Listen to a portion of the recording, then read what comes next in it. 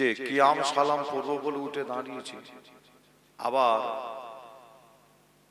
এখন আবার শোনা যাচ্ছে বিভিন্ন জায়গায় মোবাইলে দেখবে কোন ব্যক্তি আবার বলছে আমি যদি ওখানে থাকতাম কোমরে লাথি মেরে ফেলে দিতাম। দেখবে একজন মাওলানা নাম শুনেছেন, মাওলানা জানাব হযরত মাওলানা মোহাম্মদ ইয়াসিন সাহেব, কারি ইয়াসিন সাহেব নাম শুনেন না? শুনেছেন? জানাব হযরত মাওলানা মোহাম্মদ কারি ইয়াসিন সাহেব এক জায়গায় সালাম হচ্ছে, তিনি বসে আছে, আবার সালাম চলছে, কিয়াম চলছে, তিনি বসে আছেন। আচ্ছা বলুন তো দেখি, তিনি যে বসে আছে অন্যায় করেছে, দোষ করেছে কি মনে হয়? হ্যাঁ,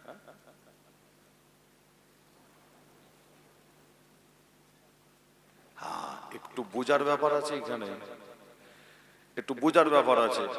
যে আপনাদের বলে যায় কিয়াম সালাম পড়াটা কি সর্বপ্রথমে আপনাকে আমাকে জানতে হবে। কোমরে লাথি মেরে ফেলে দেবো এটা একজন পীরজাদার ভাষা হতে পারে না। মূর্খ জাহেল অশিক্ষিত হলে এরকম কথাবার্তারা বলে। তুমি কোরআন হাদিসের দলিল দাও, তাই তো নাকি? কিয়াম সালামের ব্যাপারে যদি কোরআন হাদিসের দলিলটাকে কোরআন হাদিসের তুমি দলিল দাও। তুমি দলিল না দিতে পেরে তুমি বলছো লাঠি বার করে মারবো। তুমি দলিল না দিতে পেরে কোরআন হাদিসের দলিল না দিতে না পেরে তুমি বলছো লাঠি মেরে ফেলে দেবো কোমরে। লজ্জা, মানুষ শুনলে কি বলবে? সাধারণ মানুষ তেনারা মনে করবে যে না ও বেয়াদবি করেছে, কথাটা বলেছে কিছুক্ষণের জন্য। সাধারণ মানুষ যারা বোঝে না, কোরআন হাদিস যারা বোঝে না, তারা বলবে ঠিক বলেছে।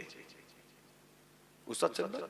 আর আলেম সমাজ, ওলামা সমাজ, শিক্ষিত সমাজ একজন পীরজাদার ভাষা শুনে তারা ফুরফুরার, তাদের কাছে ফুরফুরার কি ইজ্জত বাড়বে না কমবে?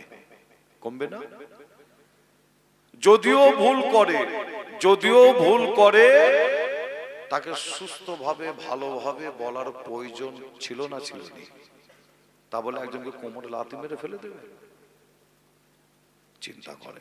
আপনাদের বলে যাই, আমি আসিম বিল্লাহ সিদ্দিকী কোনোদিন কোনো জায়গায় বলিনি, আজকে বলে ফেলছি, নাম ধরেই বললাম। জানাব হযরত মাওলানা মোহাম্মদ কারি ইয়াসিন সাহেব, বর্তমানে বাড়ি, যে আপনার তিনার আব্বা একজন বয়োজ্যেষ্ঠ মুরব্বী মাওলানা শওকত সাহেব, তিনার ছেলে। জানেন, আমি এই কথাটা বললাম এই কারণে, আমাদের প্রত্যেককে সর্বপ্রথমে জানতে হয় কিয়াম সালাম পড়াটা হচ্ছে কি। আমরা যে উঠে দাঁড়িয়েছি, কিয়াম সালাম পড়াটা হলো কি হারাম, বেদাত না ফরজ? কিয়াম পড়া হারাম না বেদাত না ফরজ? আপনাকে আমাকে জানতে হয়। কিয়াম পড়া হারামও নয়, কিয়াম পড়া বেদাতও নয়, কিয়াম পড়া ফরজও নয়। তাহলে কি? কিয়াম পড়াটা হলো মুস্তাহাসাম জায়েজ। এই মুস্তাহাসাম জায়েজ কথাটা বললো কে? আমি আসিম বিল্লাহ সিদ্দিকী যদি বলতাম, তাহলে অশিক্ষিত মূর্খ জাহেল ওই পীরজাদা আমাকে আবার স্থান দিত। আমি বলিনি, বলছেন কে? ফুরফুরার মুজাদ্দিদুজ্জামান দাদা হুজুর পীর কেবলা রাহমাতুল্লাহ আলাইহি, তিনি বলছেন কিয়াম সালাম পড়া হলো মুস্তাহাসাম জায়েজ। আর মুস্তাহাসাম জায়েজ কথার মানেটা কি, এটা আবার আমরা অধিকাংশ অনেকে জানি না। মুস্তাহাসাম জায়েজ কথার মানে হলো ওই মুস্তাহাসাম জায়েজ ওই কাজটা যদি আপনি করেন নেকি স্বভাব পাবেন। যদি কোনো মুসলমান যদি না করে নেকি স্বভাব পাবে না। কিয়াম যেমন পড়া মুস্তাহাসাম জায়েজ, পড়লে আপনি নেকি স্বভাব পাবেন। যদি কোনো ব্যক্তি যদি না পড়ে ওই ব্যক্তিটা নেকি স্বভাব পাবে না। কিন্তু যদি না পড়ে ওই ব্যক্তিটা গুনাহগার হবে কিনা একটু বলুন তো দেখি। গোনা হবে? যে পড়লে স্বভাব আছে, না পড়লে স্বভাব নাই। কিয়াম সালাম পড়লে স্বভাব, না পড়লে স্বভাব নাই। পড়লে নেকি, না পড়লে কিন্তু গোনা নাই। না পড়লে গোনা নাই। যে তবে আমি আসিম বিল্লাহ সিদ্দিকী আপনাদের বলে যাই, আপনার মন গেছে আপনি কিয়াম সালাম পড়বেন, আপনার মন যায়নি আপনি কিয়াম সালাম পড়বেন না, এটা আপনার ব্যক্তিগত ব্যাপার। যে জানাব হযরত মাওলানা মোহাম্মদ কারি ইয়াসিন সাহেব, যে তিনার মনের খবর জানে কে? একমাত্র আল্লাহ। আমি আসিম বিল্লাহ তিনার মনের খবর জানি না, আপনিও জানেন না, ওই পীরজাদাও জানে না কারি ইয়াসিন সাহেবের মনের খবরটা কি। কেন বলছি?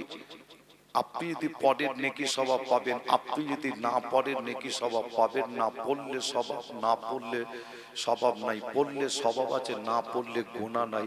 এবার আপনাকে বলবো, আপনার যদি মন যদি না যায়, এখানে যদি কোনো ব্যক্তি যদি মনে হয় আমি কিয়াম পড়বো না, তাহলে ওই ব্যক্তিকে বলবো আপনার এটা ব্যক্তিগত ব্যাপার, আপনি কিয়াম সালাম পড়বেন না, এটা আপনার ব্যক্তিগত ব্যাপার। আপনি যদি না পড়েন ব্যক্তিগত ব্যাপার, কিন্তু আপনি বিয়াদবি মনোভাব নিয়ে বসে থাকবেন, এটা কিন্তু করবেন না। কি কথা বোঝা গেল? যে পড়বেন না ঠিক কথা, এটা আপনার ব্যক্তিগত ব্যাপার। যদি আপনি নাও পড়েন ব্যক্তিগত ব্যাপার, কিন্তু আপনি কিয়াম সালামটাকে নিয়েও কিন্তু বিয়াদবি করবেন না। কিয়াম সালাম নিয়ে যদি বিয়াদবি করেন, আবার এখানে আবার আপনার জন্য গুনাহ হবে। কি কথা বোঝাতে পারলাম? বুঝতে পারলাম না? দাদা হুজুর বলছে একজন কিয়াম সালাম করতে উঠেছে, দাঁড়িয়েছে, বাবা তাকে তোমরা টেনে বসাতে যাবে না। দাদা হুজুর বলছে আবার একজন বসে আছে কিয়াম সালাম, আপনারা সব দাঁড়িয়ে গেছেন কিয়াম সালাম করবেন, একজন বসে আছে, ধরেন বোঝানোর জন্য বলছি, দাদা হুজুর বলছে ওকে বাবা টেনে তোমরা কি টেনে তুলবে না।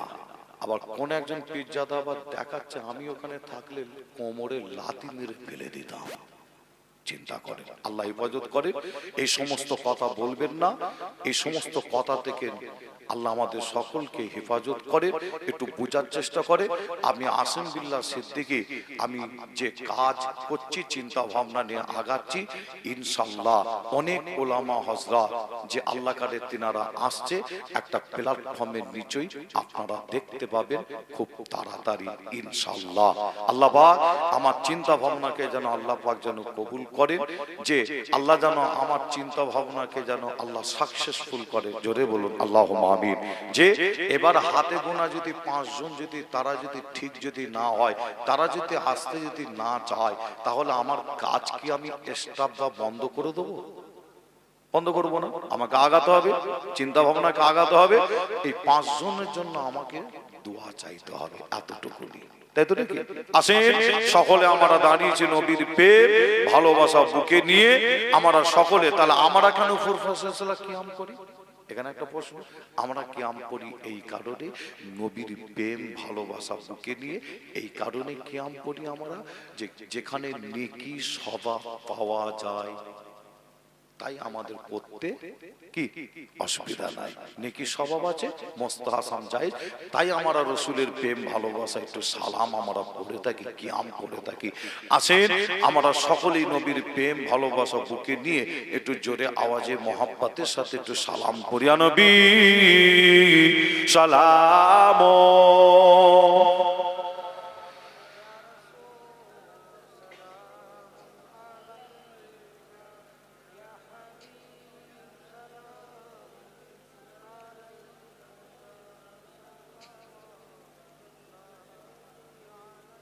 তালাল বাদর ও আলাইনা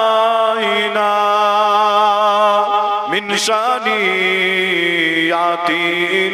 এ বিদায়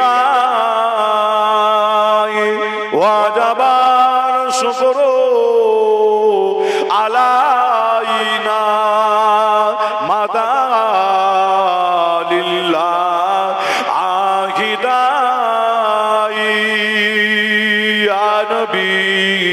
সালাম।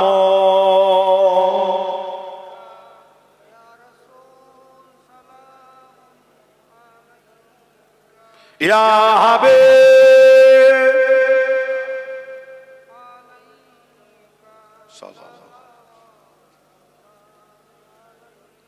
জিবরাইল দিলে এ যে আওয়াজ খুলে দাও আসমান আনের দোয়ার এসেছে নবী তার সারদার করিতে আল্লাহ ও দিদার ইয়া নবী সালাম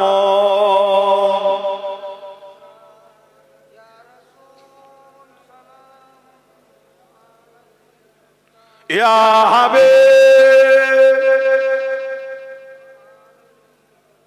সাল্লাল্লাহু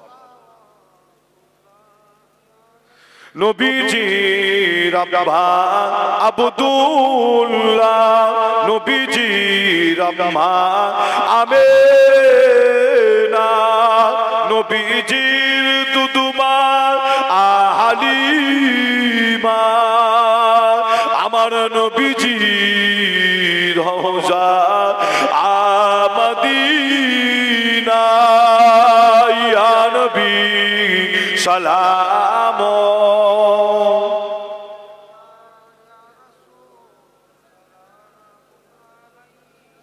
ইয়া হাবিব